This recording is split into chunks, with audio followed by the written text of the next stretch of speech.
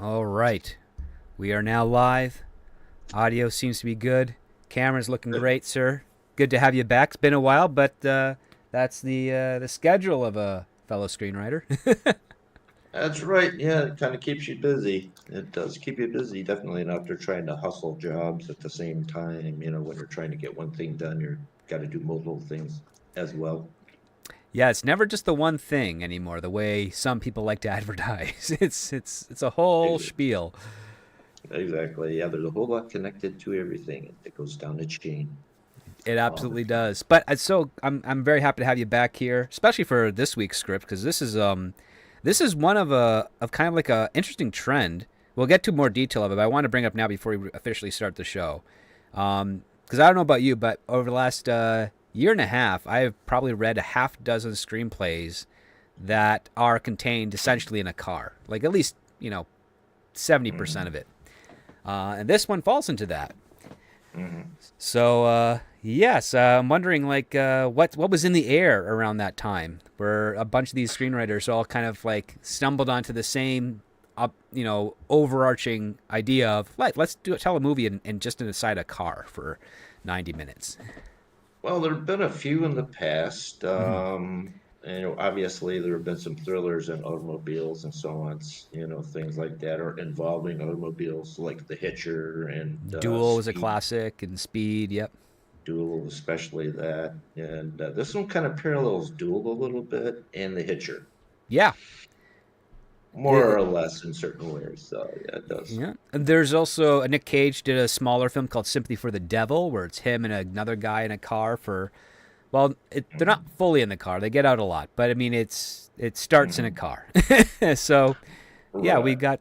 got something similar there. So there's something in the water, I guess, in the pool of writers where they all just kind of tripped over Hmm. the same insight. Like, let's tell a movie about to conflict in a car. Um, Yeah. so Hmm. here we are there. So with that out of the way, let's get onto the show. Okay. Here we go. So, welcome to Scripts on Saturdays, the only screenplay review show on the interwebs, discussing scripts both professional and amateur, circulating around Hollywood, giving you, the TV and movie-going audience, a behind-the-scenes and inside track on what writers are pushing and what producers are buying. I am your host, the Script Doctor, and joining me this week is the Wicked Fanboy, also known as Jim, back again. Uh, How are you?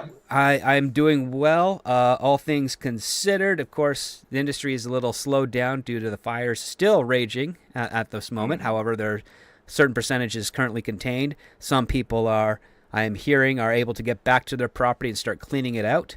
And I hope Hmm. they bill their insurer for doing the labor that they should be providing for that. Exactly. Yeah. Hmm. Um, but I hope things are getting cleaned up soon, and I hope a lot of the red tape just manages to vanish because people have to get back to their lives, get back to work. And Right. my heart is out not just to the people in LA, but also to people in North Carolina and Tennessee after the floods, of course, because again they're suffering very similar thing on the East Coast, too much water, and on the West Coast, not enough. And Exactly. as you can see, without that balance, you get chaos, which Exactly. which is a good premise for a story. So if there's someone out there that has an idea about discussing that, you have got a lot of opportunity at your disposal talking to all those people that are persevering through these disasters. Mhm. With that being said, speaking of danger and also some interesting set pieces with lots of disaster, this week's script we're reviewing is called Road Test. So Jim, please take it away with the log line for the audience. Alrighty then, I have to read this because I'm an old fart. Okay.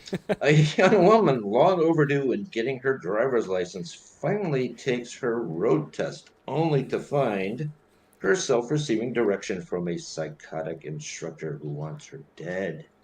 Yes. So, not a bad logline, pretty succinct, straight to the point. Oh. The synopsis for the script goes as such.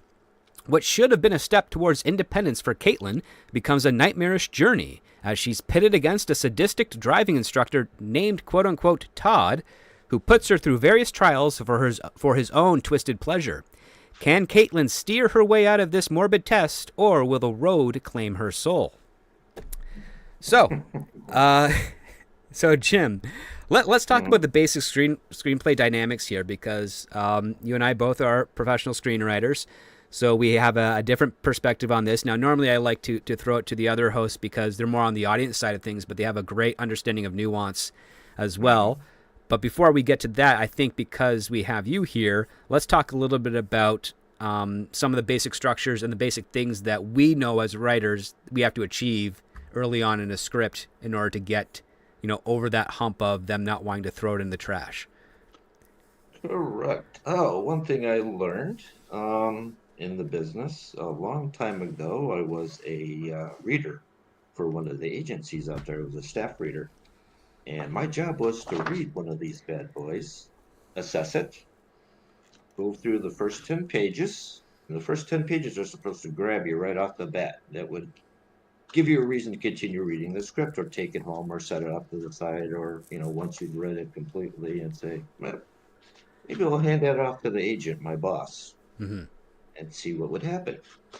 And this particular scripture caught my attention in the first 10 pages, and it made me a little bit more interesting because the banter, the dialogue between the two characters, Caitlin and the instructor, was very crisp and very clean.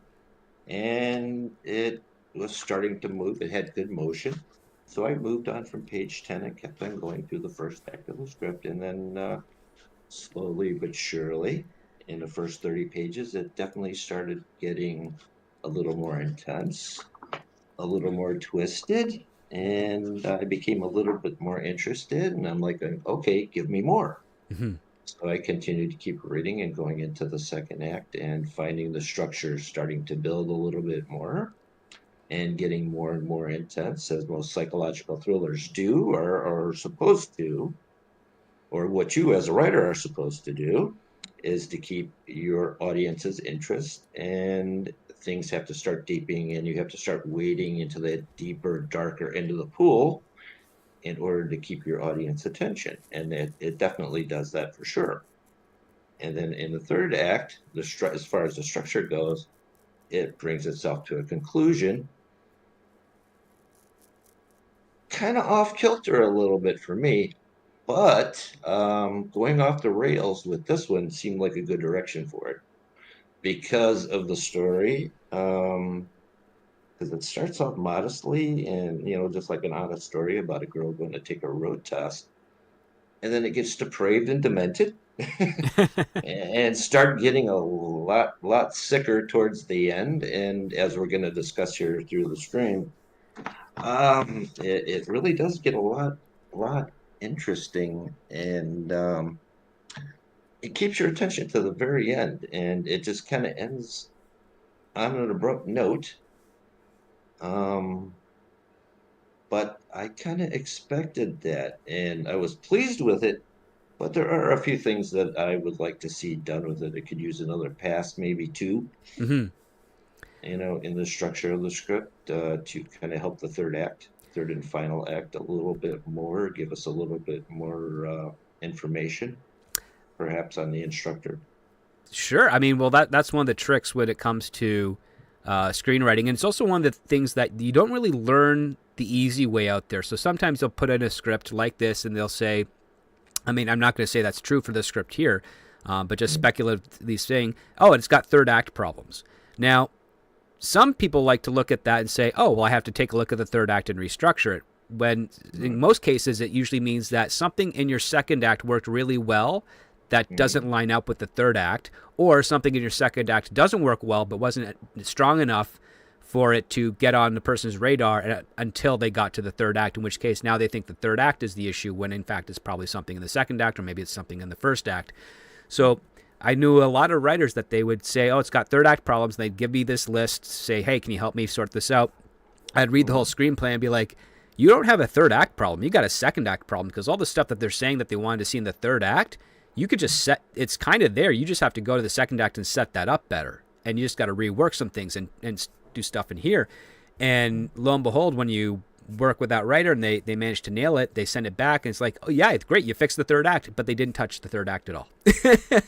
It's because it goes there. Now with this particular script, because I usually say this at the start of the show, but because I'm excited to have you here with us today, Jim, it slipped my mind. But this was road test placed number 42 on 2024 Blacklist with 13 votes, and it is written by Kris, Bertin, and Naben Ruthnum. So this is one of the few scripts we've had on the show where it's written by two writers.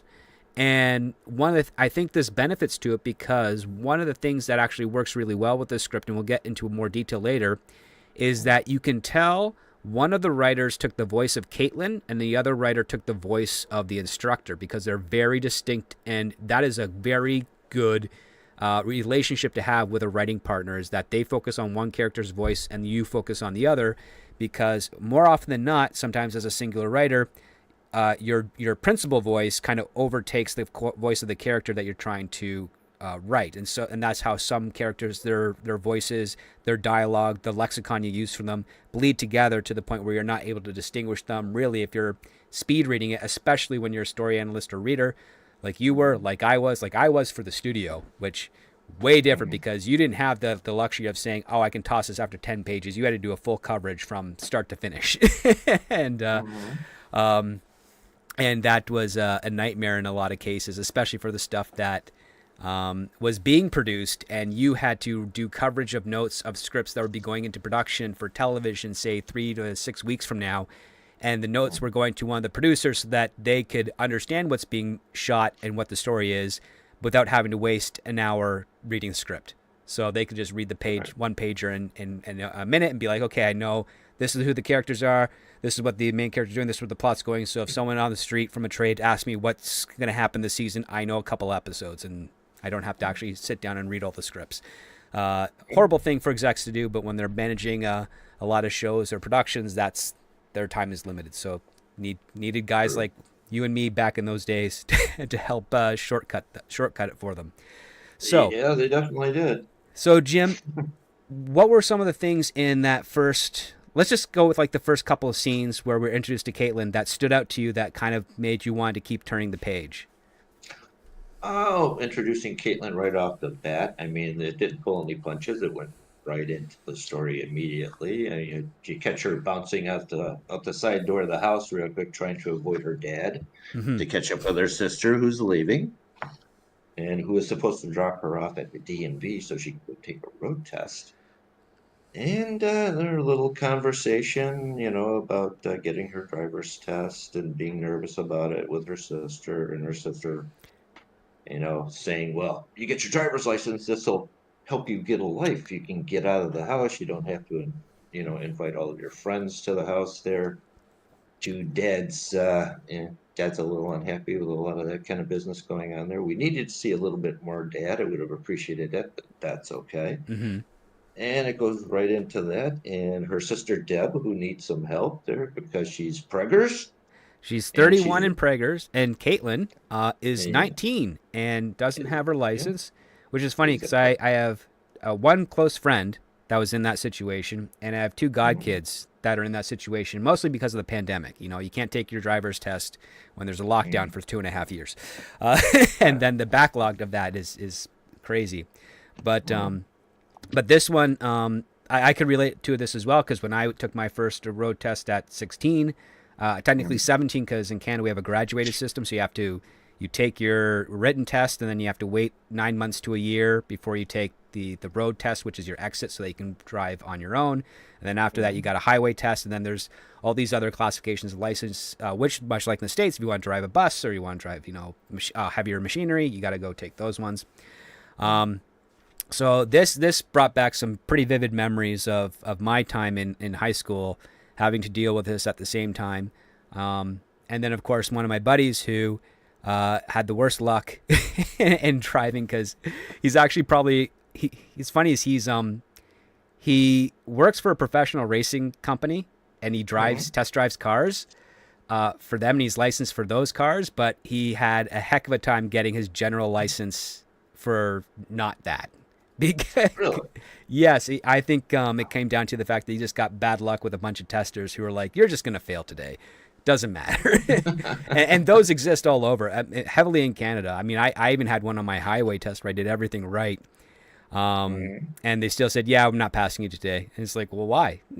I just don't think you're ready. It's like, I have no 0 points. I have no negative points on the testing, but you're not. Yeah. So I had to go back a month later because that's how long it took to get the next appointment.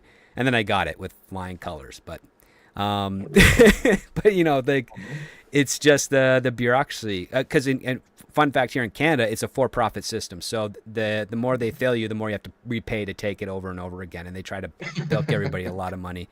It's funny, but it's also terrible and a big problem. I only know a couple of instances in the States where that has happened, where, you know, they charge you, they fail you, and be like, come back next week and, you know, here, pay some more. And Yeah, try it again. Are you try it coming back again. for a And stover's license this time? What are you gonna get? What do you want to do? No, exactly. oh yeah. So I mean, I could empathize greatly with Caitlin's concern because she knows a lot's riding on this. It's very important to have a driver's license, regardless of what you might think when it comes to, say, a government telling you cannot own and drive a vehicle that you purchase without permission from them. I understand. I understand the concept of having responsibility for every individual who knows how to drive on the road, but I have issues with regards to a gatekeeping of that when competency has already been proven, so to speak. True. Yeah, very true. But no, I agree with you. With this one, they start really quickly. Now, we don't get much of the dad at all, other than the fact that how the writers describe the house and the lawn conveys to us who this father is. He has the best kept lawn in the neighborhood, perfectly clean house. Everything is kind of in nice and order, so we can understand there's some strictness to him, his behavior. And then the way Caitlin and her sister Deb talk shows that there's been a lot of discipline in their house growing up. The other part too that's also interesting is that they made Deb 31 and very pregnant. So this I would say would be an example of the father's daughter relationship here, because he is close enough with his kids that they're responsible enough to not be teenagers getting pregnant. Like she's at a proper age, you know, she's over, 22, out of school. She's going to be a mom, and she's also got responsibility to her sister. So even in motherhood and being very pregnant, she's still there to support her sister. So we understand that this is a close family, and they have a good relationship with each other, and there's a level of responsibility that they're trying to achieve. And Caitlin is doing this not against the dad's will, essentially, even though he's very worried about her, and we find out why.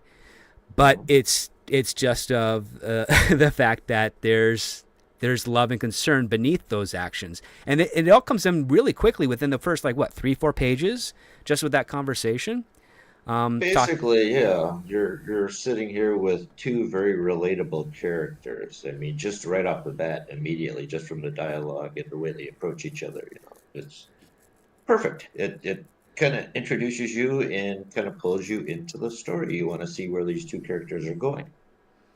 Yeah, and I mean that's that helps a lot, because now we connect with Caitlin. We then also connect with Deb, because she has plans for Caitlin as well, because she's apparently got a bakery business that she's running herself. And if Caitlin gets this license, that helps her with deliveries, and that helps her with that, and that gives Caitlin the opportunity to find her own place, or maybe move in with Deb and her family to find out. We don't know all about that stuff yet, because one of the things that I thought was smart about this script is that it's literally following like Hitchcock's rule of just plucking a moment out of real life and then cutting away anything that's not dramatic. So we don't get this long diatribe of Caitlin's husband and what she plans to do with if this happens, and really building it up. It's like, nope, we're going to try and give it some authenticity within the relationship of these two characters. They're going to be very focused on, okay, I'm going to get you to the DMV. You're going to get out. You're going to borrow one of those road test cars to do your test, and then I'm going to be back here to pick you up. And that's Deb's goal. And I dug it because it kept things simple and it kept things very focused. And I like how while they're in the parking lot as they approach the DMV, there's nice little subtle setups here. For instance, on page 3, we get introduced to our antagonist, who's merely described as this fit man, around 45 years, and he's, just kind of sitting on the bench, minding himself in the background. If this would be filmed, no one in the audience would really pick up on that on the first viewing, which is exactly kind of what you want when you're setting up an antagonist. So let's get into the other part here, which is, so Caitlin shows up and she's almost late for her road test. It starts at 2:00. She's there a couple minutes early. Everyone knows that the DMV is not a place where you arrive late. Because Correct. Yeah. So we get this. We get a whole bunch of her panicking. She grabs the ticket from the wrong number or from the wrong spool. But fortunately, she gets a very humane DMV employee. Again, another proof that this is fiction. Who helps her out, says, this is where your test is. This is the car you're looking for. Right. Good luck. And I'm like, okay, I thought that was fun and charming. So we got some humanity within the DMV. And so Caitlin's told us that she has to go out, find a white Volvo, I think it is, right? A white Volvo. And she heads out to the parking lot, and there's no white Volvos, but there's a red Volvo. There's a red one. Yeah, definitely. So take it away, Jim, from here. Okay. Well, anyway, she goes through the DMV. She goes through the routine of getting her paperwork and everything else, and she goes out of the DMV and she's looking for a road test car, and she's looking specifically for Todd, a gentleman that is supposed to be giving her road test. She doesn't find that white automobile, but she does find the red one. And she steps into the driver's seat, or the passenger seat, and the gentleman is there, and kind of introduces herself, and he's got his clipboard and so on. He looks kind of studious and businesslike, and he's ready to go on. And well, anyway, they go on the road test.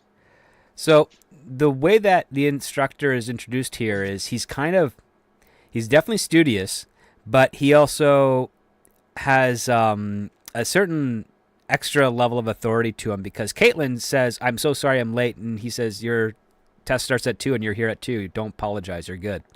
And it kind of throws her off a little bit, and she's nervous, but he's saying, "Okay, we're going to do a test, but before we do, what do you have to do?" And she remembers, she has to get outside and check the car. She just has to circle around. Exactly.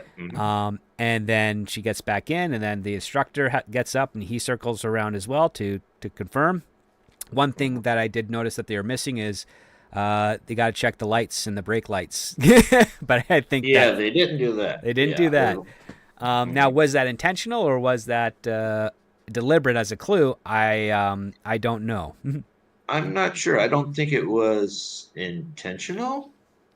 At the point that the tarp was sticking out of the trunk, a little bit of a tarp was in the back there, and being that the gentleman walked around the back and lifted it up, tucked it underneath it, closed the trunk. And that was one of the reasons. One thing that Caitlin did point out or find, and then getting back in, and eventually they did go off on their. She did check everything. She checked all the rearview mirrors and so on, and everything else, and it checked out. And it checked out, and then so she's in the driver's seat. Todd, the instructor's in the passenger seat. Now, this is one of those road test cars with the double brakes and the double gas and the double steering wheels, outfitted that way so that in the event of an emergency, the passenger can take control of the car. So we've already got a great tool here for dramatic tension. Quickly set up and logically set up here, because I'm certain a lot of people will be like, I'll take my own car, the family car, for a road test. But in this case here, Caitlin decides to forego that so that she can do this on her own. And that gives us some insight into Caitlin with regards to her own ambitions and goals. But she is a very nervous person in this moment, because A lot is riding on this for her, apparently. Now Exactly. this Yeah. happens for a lot of kids. They don't realize that you can always go back. Like they're never going to bar you or ban you from ever taking a road test again. Yeah, you can go back as many times as you want. Yes. So that's always a hard thing to kind of get through the kid's head, and I like the fact that that felt authentic here with Caitlin. Like she feels like this is her one shot. Yeah, Um, basically. And Todd notices this almost immediately, and he kind of, reads her body language and so on, and her vocal tone, and how she's speaking and looking at him and surveying everything around her, and he's kind of feeling her out and trying to approach her in quite a straightforward way, mhm. as they go off on her first driver's test. And Yeah, and you can tell something's off right away because Caitlin mm, pulls out. Now she's heading forward. mm, Suddenly, a teen couple kind of jumps in front of mm, her car, and she mm, brakes.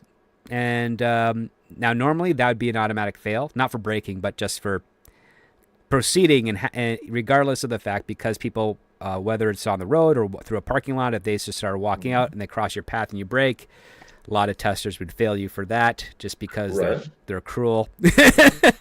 Exactly. Yeah. But this instructor says, no, you didn't fail here, even though you would otherwise assume as much. You saved their Mm, lives. Good work. Now let's get on with the test. mhm. And Caitlin's of course saying like I'm really shooken up from that, and he's trying to calm her down, but also at the same time he's kind of creeping her out too, which I thought was pretty nice. Mhm. Nice little tension build here. Um, and and then the next thing that happens is that her phone goes off, and it's her dad. And so Mhm. she shuts off her phone, and the instructor says, okay, that should have been a fail. Right. And now he's kind of got her because And she's her back desperate. is a wall. Yeah, Yeah, her it's like back is up against the wall right now. So yeah. her back's against the wall. Everything it's do or die at this point. And she's just like saying, I really, like, I stopped. I got my phone. Shut off my phone. I put it away. He's like, but you looked, and you're not Mhm. supposed to look. That's a violation. She's desperate. And he says, all right, this is what we're going to do. You're going to continue forward, merge into traffic when it's safe, and we'll go here. And one of the things I kind of enjoyed about the way that this script was formatted is that it was always interior, exterior with the test car and the city street, but they also put Mhm. the time of day. So we already know that she arrives at like 1:58 p.m. and then as the test gets underway, it's 2:03. And these tests they usually are like what 10, 15 minutes on average. Pretty Um, much. and so, I mean, when you're reading the script, you're thinking, okay, well, two things are going to happen. Either we're going to be stuck with the driver's side of stuff for 15 minutes, and then something's going to escalate, and it's going to be outside of that window, or we're going to be stuck in this car for the full 90 minutes. Right. Right. So you only have those two options. And fortunately for these writers, they chose the more difficult option, which is sticking in the car for as long as possible. Exactly. And trying to keep it interesting in the car was something that they achieved, and they Yep. achieved fairly well. So what's one of the interesting things that you found the instructor did with Caitlin in those first 10, 15 pages that kept your interest going? Well, there's a little bit of manipulation there. Knowing that she's stressed out already, and just from the way she's acting and the way she's speaking, and basically pleading for her life, the instructor is, like I said, feeling her out, and but he's trying to slowly gain her confidence at the same time, which is also kind of creepy. So you can kind of see where this is sort of slightly leaning at this point. Now they're going off on their test, obviously, and they're rolling along, and he's talking, and she's scratching at her arm and under her sleeve. He noticed a little scar, and he kind of brings it up a little bit. And she doesn't want to talk about it, Hmm. and well, he leans into something else. What is the thing that you're more scared of, or the thing that you were worrying about in the road test? And that was parallel parking. Right, and that gets us to a really cool part, which I'm going to let you keep going with that because this is a good this scene here is a good example of how to really kind of hook your reader with their characters. So Jim, tell us about the parallel parking debacle that these writers put here. Okay, well, we got the instructor. He's telling Caitlin, okay, to going up the hill and trying to find a place to park. And she finds a spot that is about car and a half in diameter, which is probably going to be just fine for her to get in. Mm-hmm. And he says, no, not here. Move up a little bit. And he finds another spot up there that is probably about a car's length. Very tight, very tough to get into, and more or less kind of basically forces her to parallel park into that area. I've done it myself. It's a little bit difficult. It can be a little hairy, but you can do it. Anyway, he's kind of talking her through this, more or less, and she's screeching the tires and screeching the wheels, and she's turning it in. And she makes it in. She actually parallel parks the car, and that's the last thing. Okay, that's off her mind. She actually does it. Mm-hmm.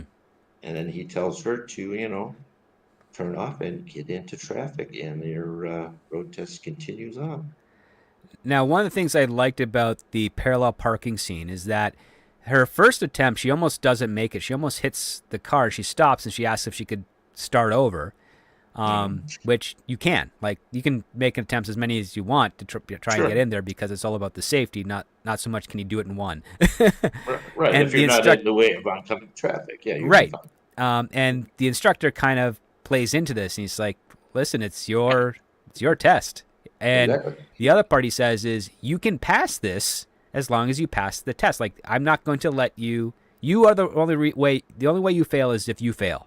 Like, he's not going to make her fail. And that's actually very true with regards to his entire attitude here. Is he is not going to do anything to make her fail, but he's going to be pushing her to essentially see if she's going to give up or not. And that's kind of like the weird relationship that they have at this point. So in her second attempt, as she comes in there, she almost gets the rear of the car in front of her, but she nails it.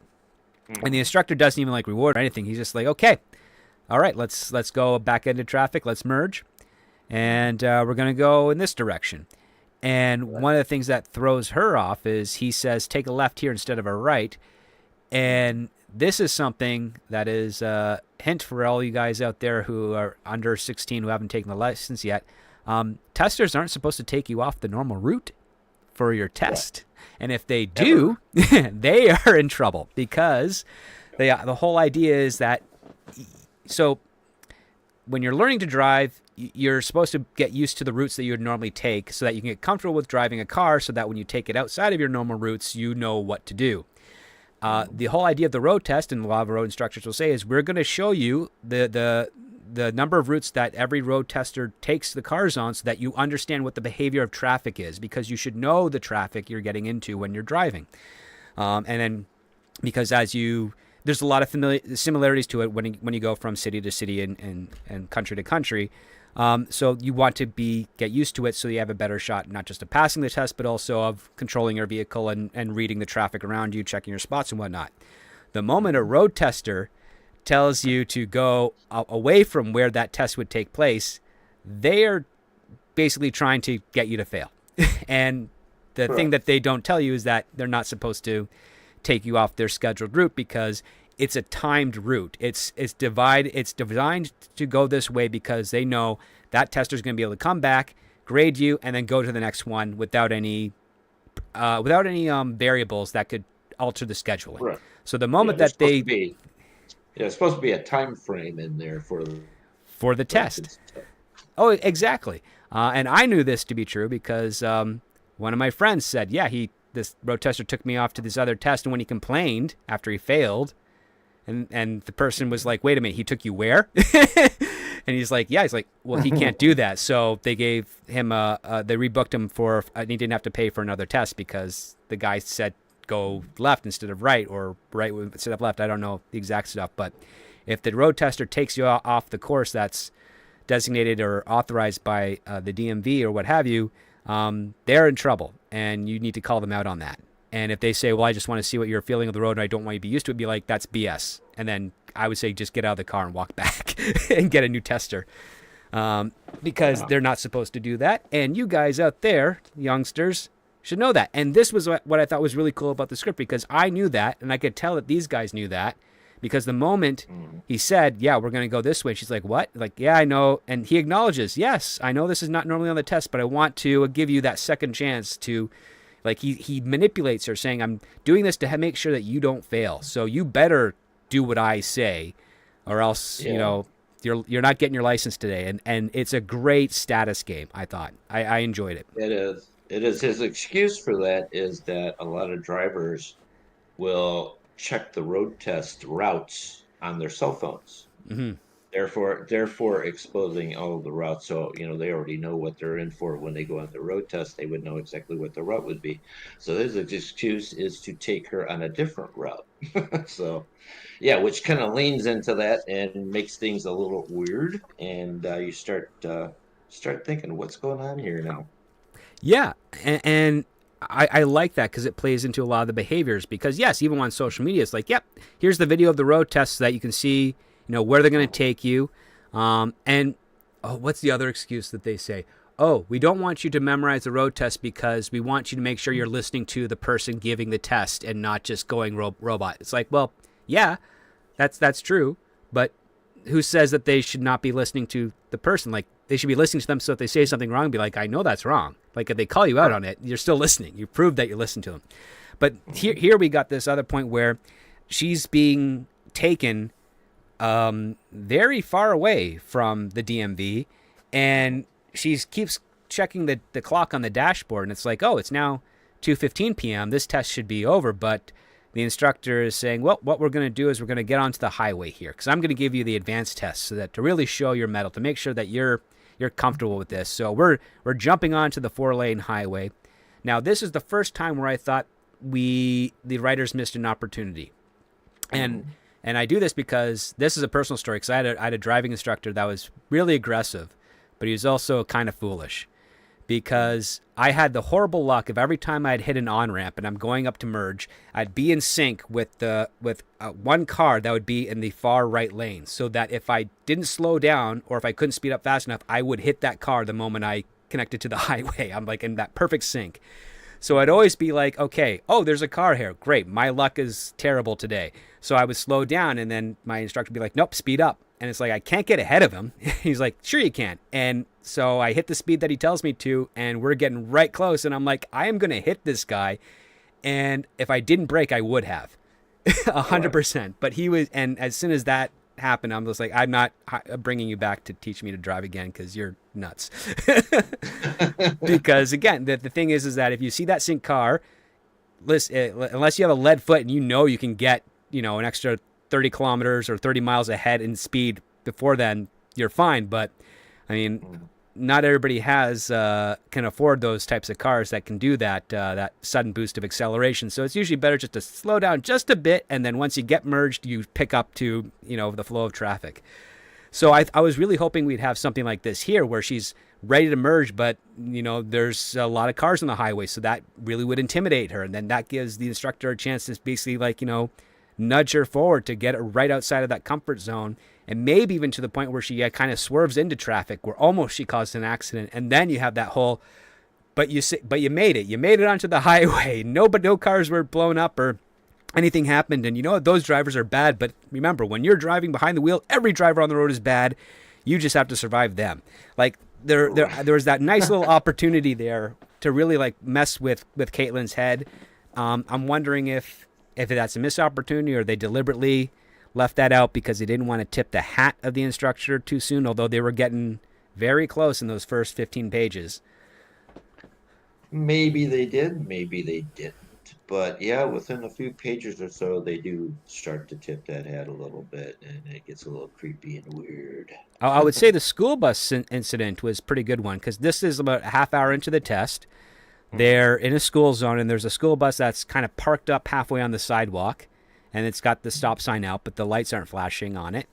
And the instructor's telling Caitlin to, just drive past it. And she doesn't want to. And it's this tense scene, because he is saying, if you don't do this, you are going to fail. And she says no, and even though she kind of snakes out a little bit, She stops, and then a beat passes, and kids start crossing the street. So she was right not to do anything. And then the instructor says, "Okay, you passed this next part of the test. You obeyed what the rules were. You didn't just blindly adhere to what I was telling you to do for the sake of passing. You paid attention and memorized what the rules of the roads were." And then before she could do anything, there's a truck behind her that's just honking his horn, which again is another fail. Automatic fail. If you're in traffic, even if you're driving the speed limit and someone behind you honks, the tester will fail you for that. And I knew that because I knew a bunch of jerk-offs in high school who were 18 that they'd drive those routes specifically to get behind those cars and honk at them so that they would automatically fail and send them back for doing that. It was I remember them laughing all the time when they'd be coming back from lunch. It's like, yeah, I must have got 3 or 4 of them. It's like, you're just asses. Like, that's money that those kids have lost forever. Right. But yeah, people do that. So how did you find, like, this scene was actually really well written because it was dialogue heavy and sparse descriptions to sort of build the tension. How do you think that play for you? Because I quite enjoyed that scene. I thought this was like a golden moment. It was a golden moment, and it spurred me on to continue with the screenplay some more because it started building a little bit more character and it started building a little bit more tension. Mm-hmm. Because you knew something wasn't right here. I mean, something's off. For some reason, something is off, and that off is Todd. So, but yeah, definitely, it started getting a little bit more interesting, and as we continue with the ride, it gets even more so. Right, and with this truck driver behind her, kind of causing her to get agitated, Todd, the instructor, says, "Okay, this is what you're going to do. You're going to pull over, and I'll be driving us back because I see you're not ready for this." And this was really well done because it sets up Caitlin's desperation of, "I need to pass this, and please don't fail me." And the Right. instructor is clearly egging her on to be more committed to staying in this car when a number of signs have popped up suggesting that would normally suggest to her, if she didn't have so much on the line, or at least didn't think she had so much on the line, to tell her to just stop and get out of the car. Yeah, exactly. Stop. Let me out. Just go back to the DMV. Exactly. Yeah, there are too many warning signs. There's a lot of red lights, or yeah, red lights basically up there. Mm-hmm. But being that Caitlin is so desperate to get her driver's license, quote unquote, actually needs it to get a life, she goes along with it. Yeah, and this is where she actually pleads and says, I need this. Everything is riding on it. I'm never going to have a life if I can't get a license. I can't get a job. I can't move out without doing this. Right. Like, we understand, like, the motivations are very clear, and even though it's an expositional block of dialogue, the context for why she would say this and why she says it in this way completely lines up with the motivations. It's not saying it for the sake of saying it so that the audience knows. It's an argument to an antagonist that holds her future in his hands.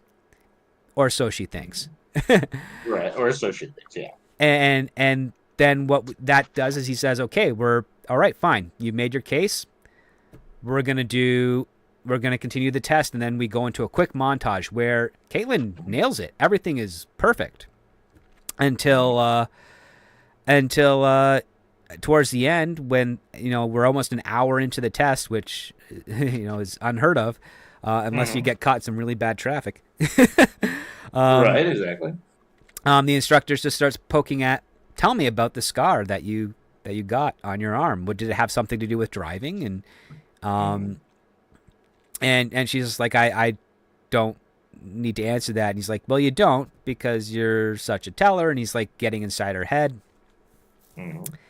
And then he opens up the glove compartment, takes out some photos of the aftermath of accidents, some really horrific ones. Mm-hmm. And this kind of startles Caitlin because she's still driving behind the wheel. She's trying to keep her focus on the road, but then you've got these Polaroids of accident victims, and he's saying, like, "Well, this is the consequence of you not being a good driver. Like, these could happen. This could happen to you, and you need to know that there's a great deal of carnage that occurs if you make a mistake.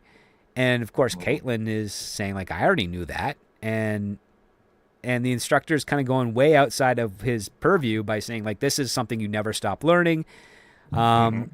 And Caitlin starts bringing up the the important questions like, does this new route I'm on take us back to the DMV? And he has this nice response, which is just eventually. And it's like, that's kind of creepy. And I like Yeah. that. Mhm. And then Caitlin starts to admit like, yeah, I'm responsible. I blew through a stop sign. I'm responsible for, going on my phone to turn it off. Mhm. She's trying to like own her mistakes. Right. And then the next part is the instructor points to her scar on the arm. And Mhm. then he starts bringing out severed fingers. Mhm. And what was your reaction to the severed fingers that were being displayed next to the Polaroids? Well, first the Polaroids, they were okay. That was a give and tell. Mhm. Okay, you can already tell that the instructor Todd was going to get a little bit weird. Now, when the finger came out, well, we doggies. Then it got even weirder, and that's where Caitlin finally starts getting the idea that maybe the guys that she's in the car with is not right in the head. When you start pulling out severed body parts and placing them in the car for your driver to see, and you're on a road test, something is not right here. Yeah, and I liked the line because it really does get you inside of the instructor's head where he says like, there, this one's the pinky. They're Hmm. so tiny once they're off, and I'm like, oh, Exactly. that is creepy. Like that's a Hmm. good creepy line. You don't see clever creepy lines like that these days with these types of Exactly. thriller and parts. And of course, Hmm. Caitlin starts to realize like this is not going to go easy. And then Todd, the instructor, says, "Guess what? The test is not over." And Right. she tries to make a run for it, but he gets out and he captures her, Hmm. kind of in a bear hug, throws her back in the Right. car, and then zip ties her hands to the steering wheel. Hmm. And this is where I kind of noticed a little bit of a continuity flaw, and that is that her hands are now zip tied to the steering wheel, but a few pages later, I Hmm. think on page 25 or so, Hmm. she reaches for the console, but she couldn't do that if her hands are zip tied to the steering wheel. Correct. Yeah, you did find that there are a few continuity issues here, but Yes, share some of the that's ones the that you found in that area if you have them down. There are a few typos here and there. And yeah, you're right. That was the biggest one that I actually noticed right off the bat as well. Is yet how is she reaching for something if her hands are basically, yeah, zip tied to the steering wheel? Yep. Oh, let's see. I cannot think what I did not write those down, unfortunately. But yeah, that was the big outstanding one right there that Yeah, I because did it's see. it's because that And happens, on page 25, and then on page mm, 31, he the instructor takes out a knife and then cuts her zip ties free, cuts her out. So we're like, okay, so right, that feels to me like, oh, they added this in after the fact, like squeezed it in because they had exactly. something they wanted to do here. Now the whole stuff with the console, I forgot anything about that. It did not, whatever they did there did not resonate strongly with me. Hmm. The only thing that Yeah, this resonates is the was fact that she should be zip tied to the steering wheel right. still. Right, exactly. Yeah, so they made a few missteps here and there, and about being that this is a revised second draft. I'm Probably. very surprised. Yeah, But this very gets well in written. yeah, but well this gets into the interesting moment here where um Todd the instructor finally gets the story out of Caitlin regarding the scar. Mhm. And this is where we find out several years earlier as a kid her mom was driving a car. There was an air Mhm. freshener in there that she was playing with, threatening to throw out the window. And her mom, in an attempt to discipline her daughter, takes her eyes off the road just short enough so that the big rig in front of her does an abrupt stop and the car goes headfirst into the rear Mhm. and basically bisects the mom. and Basically, yeah. Caitlin's arm is severely damaged and she's got a head injury, so they had to actually cut her open to drain some of the swelling and stitch her Mhm. back up. And put pins in her arm and everything to sort of mend the bone and all that stuff. So it was a very traumatic event. And this, we understand, is why she's been so apprehensive to get her license, is because she still hasn't gotten over the trauma of that terrible accident that killed her mom. Correct. Yeah. Yeah. What makes the scene even weirder is that Todd, the instructor, is touching her at the same time. And he's searching for that scar in the back of her scalp where they had to let the fluid out as well. And it kind of Yeah. made it even more so creepier. Yeah, like there's a little bit of a sexual undertone to it, but he doesn't cross the line of the assault part yet. Right. He grazes the scar on her arm, and then he gently puts his hand on her head and moves the hair aside to see the scar behind her ear. Mhm. And he kind of shivers to that, but it doesn't get any. I mean, I think that is far more creepier than going any further to it, because there's a little bit Right. of restraint on his part, and the restraint would convey a level of like danger, because he knows he's conveying with that restraint that he knows that he could go further, but he's Right. not going to, because there's more power in delaying the inevitable, so to speak. He's not he's as crazy as he is sort of telegraphed here. He's not so crazy as to lose control. Right. And that makes a very dangerous villain in this case. And I dug that. I'm like, okay, this is the type of guy, like, I want to see how far he's willing to go, and I want to see how clever Caitlin can be to Mhm. get out of those situations. And Right. Right. there's some good moments here. I don't want to get too much into the detail part, because there is lots to discuss, and we've only still managed to get into the first act, but Mhm. we have the fact that this instructor has pulled out a huge knife, very sharp one.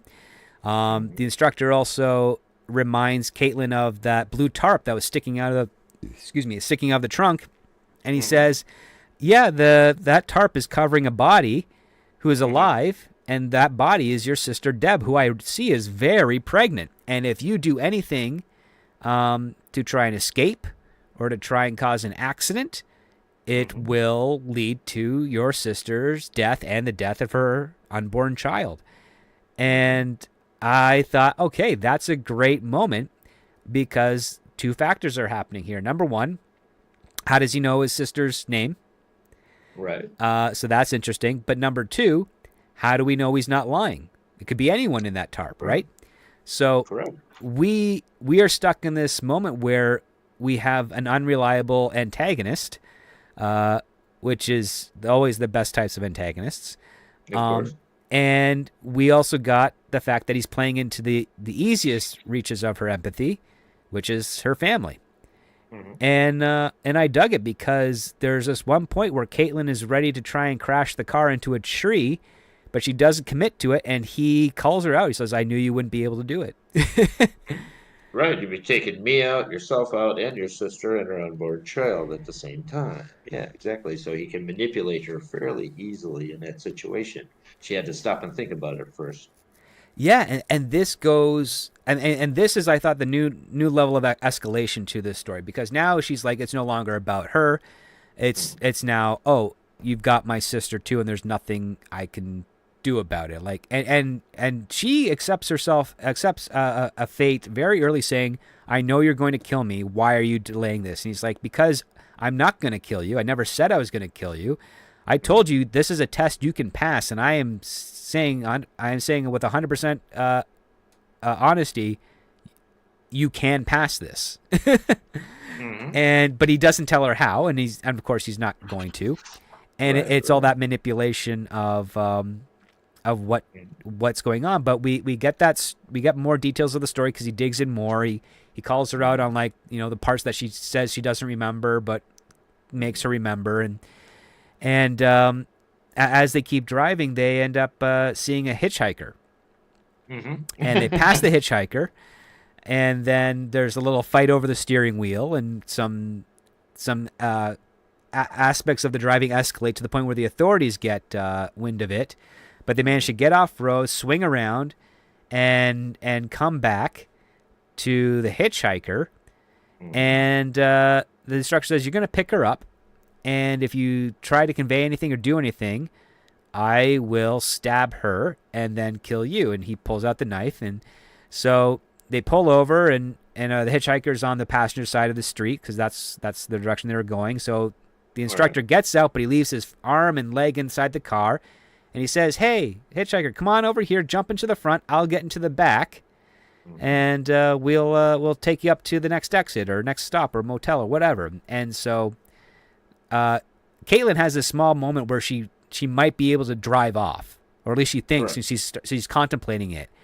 But because the instructor has, at least a third of his body in the car, there's a chance that he could just grab onto the car, get back in while it starts to take off, and then face those consequences. So she misses her shot. Hitchhiker gets into the front. Todd, the instructor's in the back, and then he takes out his blade and he stabs it slowly through the back of the seat, and just shy of penetrating the front of the seat and into the back of the hitchhiker. But the hitchhiker is a clever lady, and she starts asking some interesting questions and offers to help with whatever. And it gets pretty tense. Were there any moments with her in the car that you thought maybe this could get nasty? get nastier? Yeah. Oh, there were plenty of points when it could have, especially when she started thinking that maybe something was wrong, because Caitlin was kind of giving her, some visual clues, more or less. Basically, even though she was trying to, let the hitchhiker know that everything was fine and they'll go find a place where they can drop her off at a hotel somewhere. And just trying to convey that everything was okay. And meanwhile, she's kind of glancing over her shoulder and keeping an eye on the instructor, who was slowly sticking that big knife through the back seat. And if she should go anywhere off course or alert her to anything strange going on, he would do the girl in the front seat of the car there. Yeah. And when the hitchhiker finds the snapped zip ties, she asks a little bit about that. Caitlin comes up with a very clever cover, which is that, we had the GPS zip tied and it broke, so we just must have misplaced it and whatever. And of course, the hitchhiker tries to open the glove compartment, which has the photos and the severed fingers, says, "Oh, maybe I can fix it." And Caitlin just snaps it back and says, "No!" And yeah, my papers are in there. I was like, yeah, she's like, "My papers are in there." And then that has the hitchhiker say, "But isn't this the instructor's car?" And she's like, "Well, it's for my past tests. I don't want you to see my information on the past tests, because this is the instructor and her have said this is a practice test, not an official test. They're just taking her out to get her comfortable with the road." And the hitchhiker is kind of leaned forward enough to the point where the instructor kind of punctures all the way through and then pulls back the knife so that when she leans back, she gets a little tiny prick in the back. Mm-hmm. And the instructor says, "Oh, sorry, must have been a broken spring." And the hitchhiker, sighs him, but plays it off, and they get to the hotel area, and they let her out, and she goes, and the instructor just gives her that look and says, "You passed that test." and you're like, oh man, the creep factor. I mean, this would be a very juicy role for any actor to play. Definitely. I can see an actor probably getting a hold of this and maybe saying, do a little work on this, and I'll see if I can get funding for it. Yeah, and what's crazy is that the escalation just goes further. Like, the instructor then he flicks the switch that gives him control of the car, and he just starts creeping up to 100 miles per hour on the highway there, dipping and dodging traffic, freaking out Caitlin, who's now screaming, saying, "Please, anyone call 911, what have you." She then does this clever thing where she activates her own form of Siri and says, which I think is Bixby, it's like, "Call 911," and then, of course, they get into a fight, which causes the car to dodge around on the road, and dispatch picks up the phone and asks for the emergency, and she tries to say something, but he punches her in the face, grabs the phone, and manages to whip it out the car window. And now we have this thing where now the police are making a connection to the previous car screwing around on the road to that phone call and everything. And so now we have the cops kind of trying to figure out, well, what's going on the highway in this area of town with this red Camaro. And the next big part is they kind of go a little bit off road, and then they end up rear-ending a truck, and we get a really fun, tense scene from this truck. And I have to tell everyone listening right now, we aren't even really halfway into the script at this point. Like, the escalation just keeps going and going, but this is getting us pretty close towards the end part, towards our spoiler cutoff, because when we get into this accident, this minor fender bender, the guy in the truck comes out, and when he sees Caitlin, who looks like she's been through hell at this point, and she's got a couple of cuts from not just the accident but also the fight with the instructor, instead of this truck driver getting all upset that someone rear-ended him, he's now genuinely concerned for the kid's safety and for the passengers in the car, and he's trying to be very humane. And this is where they start taking advantage of him, only because the instructor says, if you fail this test, he's dead. Right. And they pose as father and daughter, and they're saying, like, yeah, it's a road test, and I like this truck driver's character because he's kind of seeing through the crap. Right. And so, like, this part of the script was kind of, it felt like this is your point of no return point. This would be the whole, if you thought that she couldn't get away any earlier, well, now we're going to double down on that here. Mm-hmm. And one of the things that they do is they finally let Caitlin out of the car for a moment, Right. just so that, the truck driver and the dad can kind of talk about what's going to happen here. The truck driver makes a great argument saying that, the car has two steering wheels and two gas things, and who's to say that you weren't the one driving and rear-ended me, and you're just throwing your kid under the bus. And he wants insurance, he wants papers, he wants to know how the damage is going to be covered. The instructor and Caitlin get back in the car, and they back out and pull up closer to the road, but they don't get out. And then that really annoys the truck driver, because he thought that they're just going to take off and not report the accident, in which case he'd have a huger issue with the insurance. But he's basically trying to do things right. And while Caitlin's about to freak out here, the instructor says, "Hey, if you don't," I did skip over something, but I kind of skipped over it just because I didn't want to give that imagery into the audience's head just yet. But it has to do with an eyelid. But he basically says, I'm going to take care of this, and if you do anything wrong, your sister in the trunk is going to be dead, and then you. And he says, yeah, I'm going to do whatever I want to you before I kill you.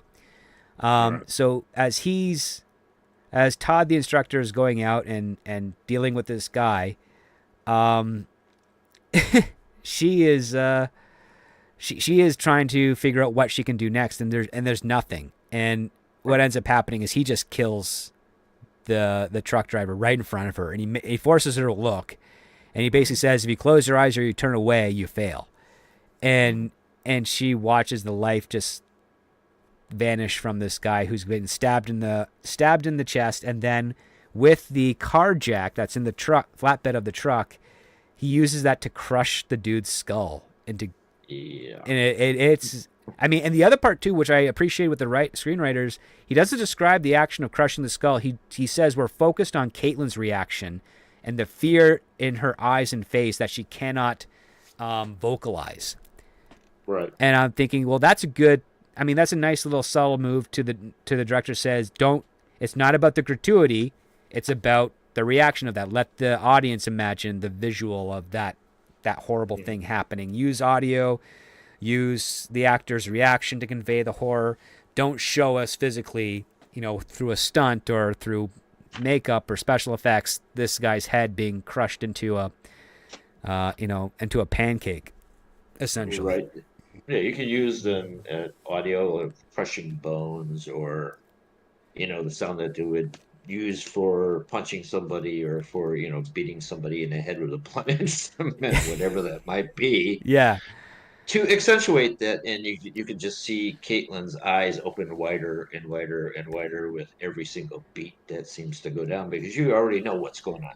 You already know what's happening in the background. So you can emphasize the stab, I mean, you could Yeah. actually physically see him, basically go right through the guy. But the beating him in the head, that's another story, and it just kind of accentuates the death scene a little bit more and makes it even more intense. It does. And what's kind of interesting is that in this portion here, because they've gotten to the accident, because they know the cops are looking at her, the instructor takes control, puts her in the passenger seat, zip ties her again to the steering wheel, and then drives off into this clearing beyond the forest and says, okay, stay here, do not move, because the cops are not going to find us. And what does he do? Well, he gets out of the car and he starts tugging on parts of the door. And we realize that he put on a veneer covering over the entire car, a red covering. So it really was the white Corolla that she was supposed to go into, but he had quickly covered it up with a red covering and is now stripping it away. So he's going to the front, he's going to the side, he's going to the back, he's going to the roof. He's stripping off all the red covering, he's bundling up and just tossing it into the forest. And while this is happening, Caitlin manages to grab this red pin that affixes the passenger steering wheel to the dash, and she manages just one pin, and she manages to get it loose, and then she's essentially freed from the car, but she's still zip tied to the steering wheel. So while this is now happening, she's trying to peek into the trunk. So she manages to loosen the headrest, loosen the seat, get back. And then as she looks inside the trunk, she manages to see who is in there. And she basically says, oh, good, thank God, because it's not her sister Deb, it's Todd, the instructor. And you can see from his little name tag that's on his shirt. She can see his name tag. So the instructor's name, we don't know who he is, but we know that Todd's there. He's apparently alive, but he looks dead because the instructor said that he's heavily sedated. Yeah. Whoever was in the trunk. And then on top of that, he's also chopped off some of their fingers. So the fingers that we saw in the glove box were Todd's. We're led to believe are Todd's. And this poor guy, he looks dead, but he's in the back, and Caitlin is crying, but she's trying to hold it in. And so she pushes everything back, and she gets back into position, and then she affixes the steering wheel back onto the dash without the pin that she's covering with her foot. And now we have a really great dramatic irony moment for the next few pages because as the instructor comes back, he grabs replacement license plates and he goes and affixes those onto the car. And he has no idea that she is, 60% free at this point. Like, she's still trapped in the car, but she's free enough to where she could kind of defend herself. And of course, Caitlin is trying to challenge him, saying, like, doesn't matter that you change the plates or the color of the car, the cops are still going to find you. And he's like, oh, no, I thought all of this ahead. The plates are clean, and the make of the car is common enough that we can blend right in. And she's really defeated by this. And it does bother her a lot, but as they continue to drive some more, they get to a point where Caitlin finally sees an advantage and she strikes out. She hits him in the face with the steering wheel. What's funny is that the instructor at this point has changed his clothes. He's put on a wig for different color hair. He's got like a purple leather jacket. And they're in a physical fight, and they're spinning out of control on the road to the point where they get into a car accident. They flip out the car over. The description here of the instructor, who didn't have a seatbelt on at the time, just kind of dislodging from the driver's seat, hitting his head on the windshield, then the head on the roof of the inside of the car, and then being thrown through the back, through the rear windshield, out, and then skidding across the road as Caitlin is like tumbling head over heels in the car until it comes to a stop. Her wrist is broken, and but one of her hands is free from the steering wheel, from the zip ties that snapped, and she manages to get out. And as she's heading towards the street to get help, the instructor somehow is still conscious from that. And he is telling everybody that's gathered around him, like, please, the car, I was thrown from the car. My daughter Caitlin's down there. You got to go get her. So she then starts taking off into the forest. What's interesting is that the instructor goes after her, but no one else that was described that is stopped by the corner of the road or the edge of the road has gotten out to help either. It's like Right. they're just not there anymore, Right. which raised an eyebrow for me. But as we come up to like the spoiler point, Caitlin manages to stay ahead of the instructor and then make her way back towards the car. And as she's heading closer to the road, someone comes up from behind her, puts his hand over her mouth, tells her not to scream, and it's Todd, who is miraculously alive. He's really weak, very confused, but he basically says, "You've saved my life. I'm going to save yours. We are going to do this together because we're both in horrible shambles, but together we are one functioning person, and that gives us a shot." And that's where we're going to cut off the spoilers here because the instructor's right on their tail, and Exactly. this leads right into a pretty intense third act.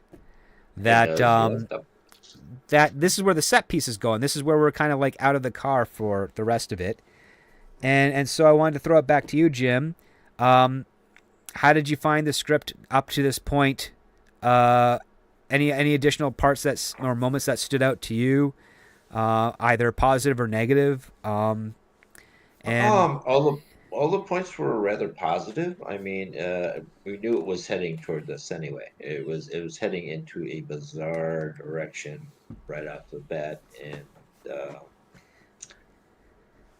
I loved it. I wanted more, so I continued to keep on reading. And the fact that Todd is alive, missing fingers and an eyelid, and all beaten to hell and back, and Caitlin all beaten up, and they're out in the bog, and Knucklehead is out there running around trying to find them, or her, more or less. It even got more and more intense, and as we get into the third act, like you mentioned, it gets even more bizarre and bizarre as it goes. And we'll explain more as we continue. well, I will say this: I appreciated the bold choice of having Todd be alive, Right. and having also the instructor being half honest when he said that he heavily sedated the person in the trunk, Yeah. Mhm. because Todd is feeling that throughout the rest of his journey with Caitlin here, and Mhm. Todd is a very strong character because this is the type of guy who you think he's just his average driving instructor, but he shows a lot of humanity, Mhm. and care for this complete stranger. And Yeah. I mean, I will say, for introducing a character so late in the script, the writers do a very good job of getting us up to speed with who he is and what he's trying to do here. Exactly. Yeah, they do a really great job with that character, and well, I'm not going to say it yet because it's not that time to. But yeah, Todd is a really brave guy and a really cool character, and you want to see more and more of him as the story continues. Yeah, and you like the fact that you're getting so much more of him as the story continues, and the camaraderie that Caitlin and him form. And Mhm. again, this is the last leg of the script. It's all takes place in one day, so we don't get a whole lot of time with these two this late into the script. But you really appreciate what comes as a result of that. And I like the fact that it's another variable that is not just something that helps build up Caitlin. It also gives a nice, good challenge back to the instructor. And the other part too, and I think this also goes into props because with regards to like the older style of politicking that screenplays like this would have taken advantage of, say 5 years ago, this one doesn't do it. They don't make Caitlin a type of girl boss. Like her strength comes from the fact that she's just trying to stay alive, like the last girl in a horror film. Exactly. Yeah, yeah, that is the main point of this, and I thought that was great.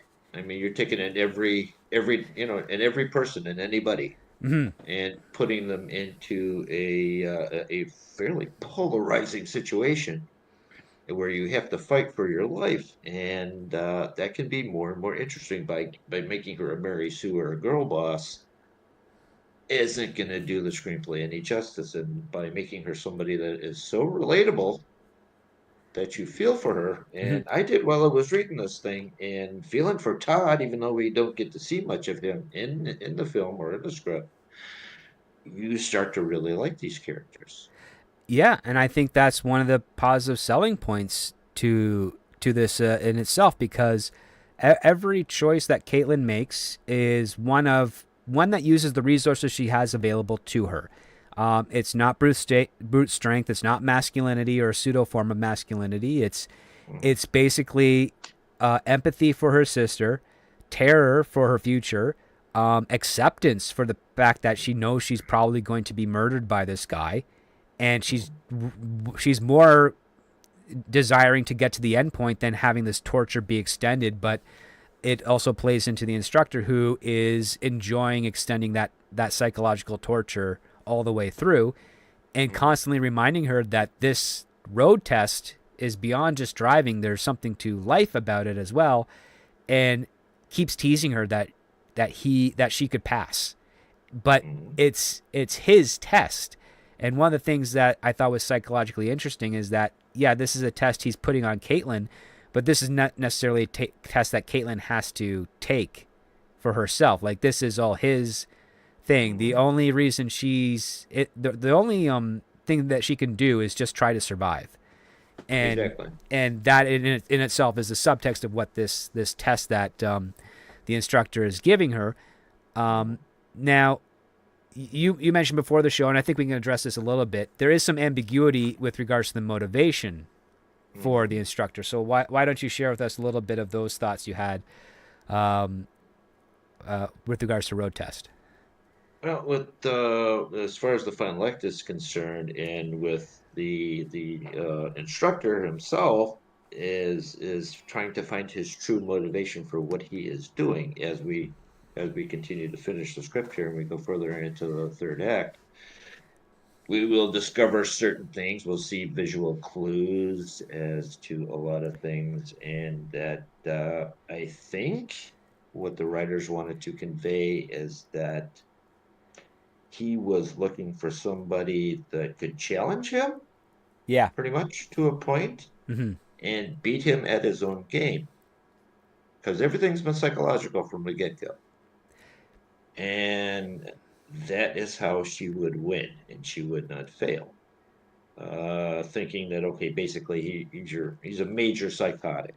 He's out for blood. Mm-hmm. Obviously, we've seen that already here in the screenplay. He's out for blood and he's out for more. We find out exactly what he's up to and how deep he's dived into this and making this game. And it's all basically a game of cat and mouse, more or less, but a psychological. Yeah, and there's a lot of ambiguity with regards to the types of tests he's putting her through, but we do get the sense that he is directing her to drive to a specific location, which the movie then ends up getting to, which is, I guess, going to be what, if you're like a Dexter fan, it'd be like the kill box, so to speak. Like, that's what he's kind of directing to. Like, that's his motivation. He's going to torture her psychologically with these various ambiguous tests. He's also good at improvising on his feet because, again, he couldn't plan for the hitchhiker. He couldn't plan for the accident with the truck driver, but he managed to form a test in the moment for her to really get under her skin, all the while keeping focus on the fact that we're going to be heading down this route. We're so far out of this town. We're in the next town over, and we're going to be going to this location here. And when Caitlin finally figures that out, she realizes that there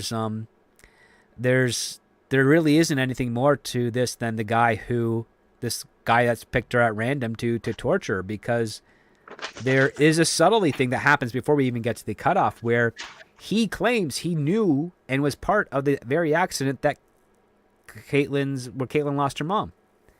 Right. And yeah. This one is another, like, is it a psychological mind game that he's playing on her, or was he actually involved in that accident? Was he a victim of that accident because of Caitlin's mother's negligence? And is this a simple revenge story? And I liked how that question is left open-ended for quite a while until we get that answer, which we're not going to spoil here. You have to read the script. Exactly. So with that being said, Jim, would you give this screenplay a green light or a pass?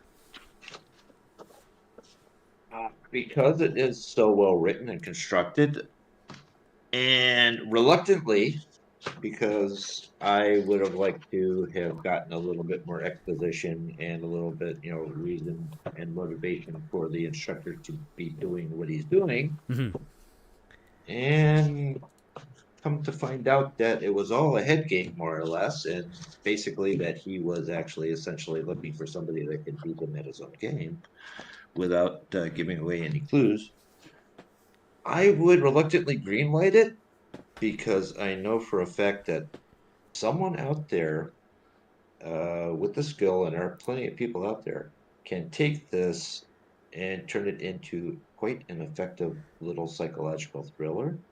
And Hmm. it doesn't have to be packed with hundreds of millions of dollars of visual effects and stuff like that. It can be done on a small, modest budget.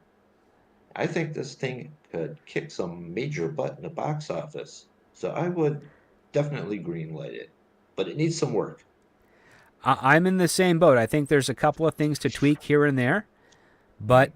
the premise is really strong. The characters are really strong. The set pieces that are in there, and um, and the consequences of some of those actions, like they just outweigh the negatives, and the negatives are few and far between in this part here. So yeah, I would greenlight that as well. And for this week, you and I are a lockstep with the audience because the audience over on Patreon, they voted to greenlight this also, 100% of the vote. So I appreciate all the patrons listening and following up with the episodes for doing that. I'm glad you guys enjoyed the script. I'm glad, Jim, you enjoyed it. I enjoyed it as well. It's the type of stories we haven't seen put on the bigger side of the market, so to speak. Like if you go to like Hulu or Tubi or Pluto and all that stuff, you'll probably find variations of this in different degrees at different budgets at different types throughout the last 10, 15 years. Um, which that's where all these types of movies would go. I would hope that this one actually does get a theatrical release. Like, doesn't have to be 4,000 screens, but get 1,000 on a February weekend. This would be a great hit for that. And it'd be worth the investment. It's why I would greenlight it. It's like, okay, we got a contained thriller. Most of it takes place in the car. The escalations work well. The stakes are raised well. We empathize with the main character. This should be a go. This should be a slam dunk. You could do it for what, less than $2 million. Yeah, you could definitely. It's something that, yeah, like you said, it's something that we haven't seen for quite a while on the big screen running in the theaters, and this is in a long time. I read quite a few scripts recently, including some of my own, but this is probably one of the best written scripts I have seen all year. Because I've written probably, or I've read probably about 3 dozen screenplays in my travels and business and so on here recently. And this, I mean, they don't compare to this because it is so well constructed and so well crafted. I agree. I think it's kind of a little bit of a disservice that it's placed 42 on the blacklist with 13 votes, where I think it should be a bit higher. So, I mean, I'm definitely happy to acknowledge the fact that yes, we have some producers who are part of the blacklisted vote who enjoyed this script.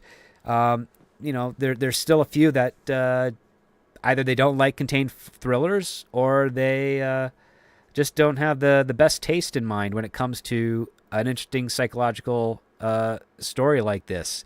Mhm. Because you can take a look at other stories that did very well. You had like the Kirk Douglas movie The Game, which a psychological thriller that was well. You've got Seven, Mhm. psychological thriller, but not contained.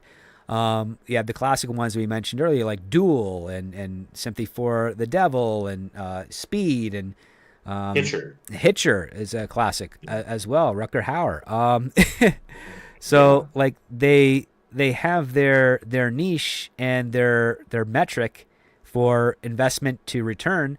This I mean, I would say a lot of producers should, in their right mind, be scrambling for a script like this to try and put in production, get it out there, because it's a kingmaker of sorts. Like, you get the right guy to play the instructor, you get the right girl to play Caitlin, you have a chance to make 2 movie stars with this one story, and that's not an easy thing to do.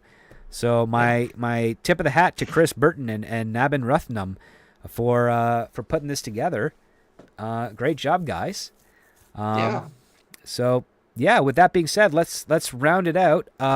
Thank you so much, Jim, for taking the time out of your day to join us this weekend for Scripts on Saturdays. I can't wait to have you back again for this conversation. I want to remind everyone that if you're enjoying the show, don't forget to do those likes and shares. If you are a member of the Patreon, you can sign up for free for the first week at the base tier. You can get all the past articles.